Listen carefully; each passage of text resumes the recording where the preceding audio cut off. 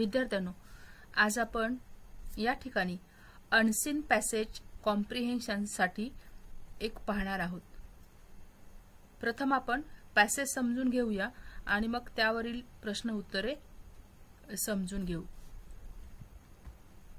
आपल्या activity sheet मध्ये question number 4A हा जो प्रश्न असतो तो नॉन टेक्स्चुअल म्हणजेच अनसीन पॅसेजचा असतो।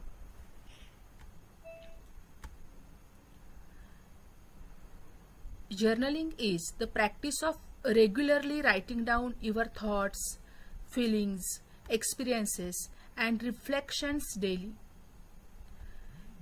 Journaling म्हणजे तुमचे विचार, भावना, अनुभव, प्रतिबिंब दररोज लिहून ठेवण्याचा सराव। विद्यार्थ्यांनो, या ठिकाणी जर्नलिंगचा अर्थ दैनंदिनी असा घ्यायचा आहे। आपले जे अनुभव, आपले विचार किंवा आपल्या भावना आपण दररोज लिहून ठेवणं म्हणजेच आपण त्याला दैनंदिनी म्हणतो। एक प्रकारे त्याला दुसरा शब्द डायरी आहे। It is not rocket science but here are some tips. म्हणजे हे खूप क्लिष्ट असं शास्त्र नाहीये, पण त्याच्यासाठी म्हणजे जर्नलिंगसाठी काही टिप्स त्यांनी इथे दिलेल्या आहेत। फाइंड युअर जर्नलिंग स्टाईल म्हणजे तुमची जर्नलिंग स्टाईल प्रथम शोधा।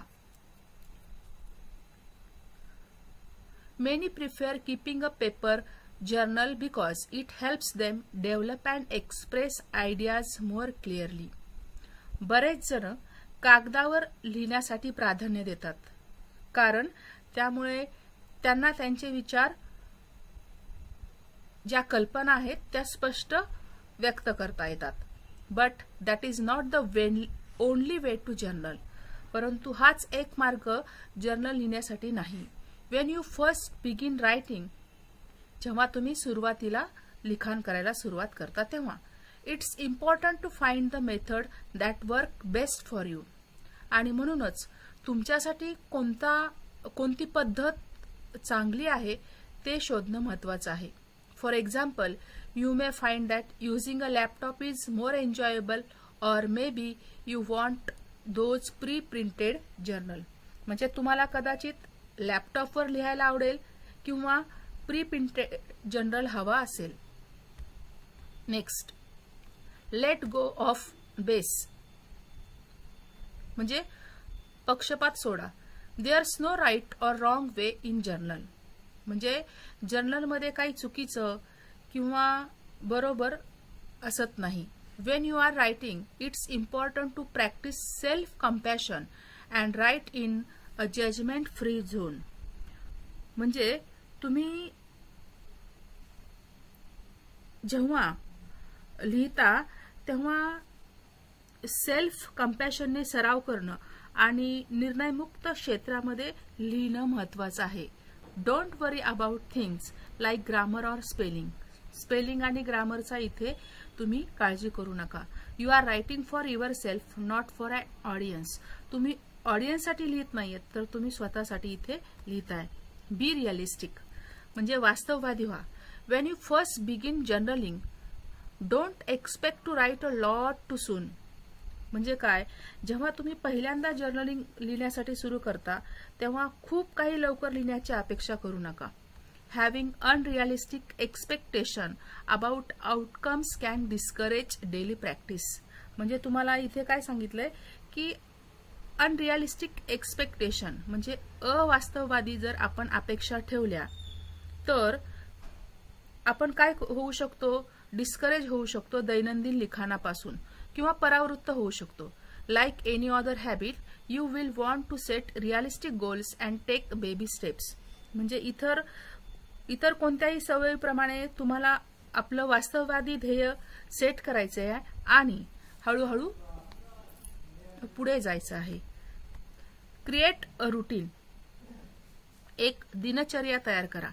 Creating a writing routine and scheduling journaling time can help you to stay on track. म्हणजे काय, तर जर तुम्ही लेखनाची दिनचर्या तयार केली तर जर्नलिंगची जर वेळ तुम्ही ठरवली तर तुम्हाला चांगल्या प्रकारे त्याच मार्गावरती राहता येईल. On good and bad days, आणि मग कधीही तुमच्या चांगल्या दिवसात किंवा वाईटच्या दिवसात, you can set time aside every morning after breakfast. तुम्ही तुमच्या ब्रेकफास्ट नंतर प्रत्येक सकाळी वेळ ठरवू शकता. और एव्हरी इव्हिनिंग बिफोर बेड, किंवा झोपायला जाण्यापूर्वी प्रत्येक संध्याकाळी. Even if it's just for a few minutes, म्हणजे काही मिनिटासाठीच ते काम आहे. This time blocking allows you to prioritize journaling and make it a habit. म्हणजे काय तर टाइम ब्लॉकिंग तुम्हाला जर्नलिंगला प्राधान्य देण्यास आणि त्याची सवय बनवण्यास अनुमती देतं. जर्नल अबाउट एनिथिंग, कोणत्याही गोष्टीबद्दल तुम्ही जर्नल लिहू शकता. When it comes to what to write about, the possibilities are limitless. म्हणजे काय, जेव्हा काय लिहायचं हे तुम्ही ठरवता तेव्हा तुमच्याकडे अमर्याद अशा गोष्टी लिखाणासाठी असू शकतात. You can write about your day, your thoughts and emotions and experience, a travel wish. म्हणजे तुम्ही काय करू शकता, तुमचे विचार, तुमच्या भावना, तुमचे अनुभव, प्रवासाची इच्छा याबद्दल सुद्धा तुम्ही लिहू शकता. Journal writing isn't just prose, ते फक्त गद्य नाही. It can be poetry, sketching, art, lyric etcetera. म्हणजे कविता रेखाटन करू शकता, एखादी कला करू शकता, गीत बोलू शकता, लिहू शकता. Prompts, there will be days where's you won't have enough ideas. म्हणजे काय की थोडक्यामध्ये त्यांनी सांगितलंय की असे दिवस येतील की तुमच्याकडे पुरेशा कल्पनाच नसतील. बट वरी नॉट, पण त्याची काळजी करू नका. There are countless journaling prompts online that can help you overcome your writer's blocks. Online असंख्य असे जर्नलिंग प्रॉम्प्ट्स आहेत की जे आपल्याला काय करू शकतात, आपलं जे लिखाण बंद करायचे त्याच्यावरती मदत करू शकतात. यानंतर आपण प्रश्न पाहूया. ए प्रश्न आहे, complete the following sentence with the correct option. It is important to find method. काय महत्वाचं आहे तर पद्धत शोधून काढणं महत्वाचं आहे. You are writing for yourself, not for audience. आपण स्वतःसाठी लिहित आहोत, ऑडियन्ससाठी नाही. B, complete the following diagram. Tips for journaling. Journaling करण्याच्या टिप्स कोणत्या आहेत तर या ठिकाणी मी येलो कलरने हायलाइट केलेल्या सगळ्या टिप्स आहेत आणि ते लिहिलेल्या आहेत. Find your journaling, let's go base, be realistic, create a routine, journal about anything. Make the verb form of the following. खाली दिलेले शब्द जे आहेत त्यांचे वर्ब फॉर्म लिहायचे. आता इथे फिलिंगचा वर्ब आहे feel. Expectations, expect. Enjoyable, enjoy. Sketching, sketch. Do as directed.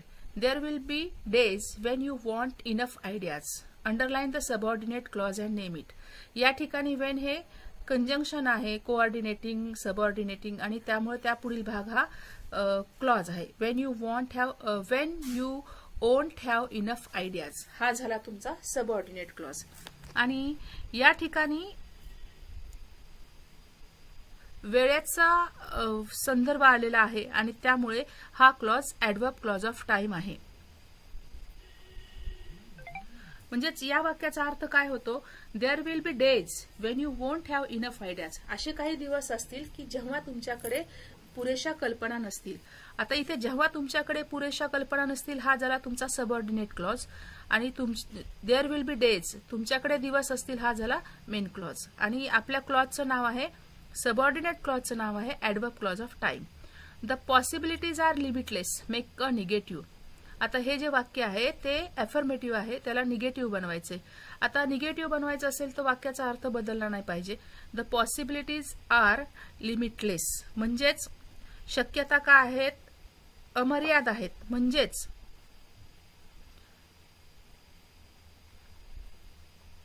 The possibilities are not unlimited, म्हणजेच शक्यता ह्या अमर्याद नाहीत, म्हणजेच अमर्याद आहेत.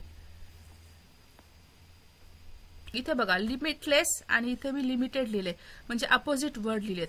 आणि या ठिकाणी लिमिटलेसलाच शब्द जो आहे नॉट अनलिमिटेड तो इथे वापरलेला आहे. Name the popular English newspaper. कुठलेही 4 पॉप्युलर इंग्लिश न्यूजपेपरची नावं सांगायची आहेत. The times of India, the Hindu, the Indian express, the telegraph हे फेमस न्यूजपेपर आहेत. यानंतर क्वेश्चन 4A हा पॅसेज पाहून तुम्हाला इथे समरी करायची आणि त्याला टायटल द्यायचंय. इथे मी समरी केलेली आहे. टायटल दिले इफेक्टिव्ह टिप्स फॉर जर्नलिंग. या ठिकाणी journaling is a regular practice of writing thoughts, feelings and experience. It helps in self expression and clarity. One must find their suitable journaling style, whether digital or on paper. It's important to write without base. Be realistic about goals and set a daily routine. Writing can be about anything, thoughts, emotions, or creativity. Prompts can help when ideas are lacking. Consistency is key in making journaling a useful habit. म्हणजे ही थोडक्यामध्ये तुम्हाला मी summary इथे दिलेली आहे. या ठिकाणी तुमच्या मदतीसाठी इथे मराठीत अर्थ दिलेला आहे. तो तुम्ही बघा. इथे काय सांगितलंय की जर्नलिंगसाठी प्रभावी टिप्स कोण. आता ही समरी कशी लिहिले बघा, किती शॉर्ट मध्ये लिहिले. जर्नलिंग म्हणजे विचार, भावना, अनुभव लिहिण्याचा नियमित सराव आहे. स्वतःला व्यक्त करण्यास आणि स्पष्ट करण्यास जर्नलिंग मदत करते.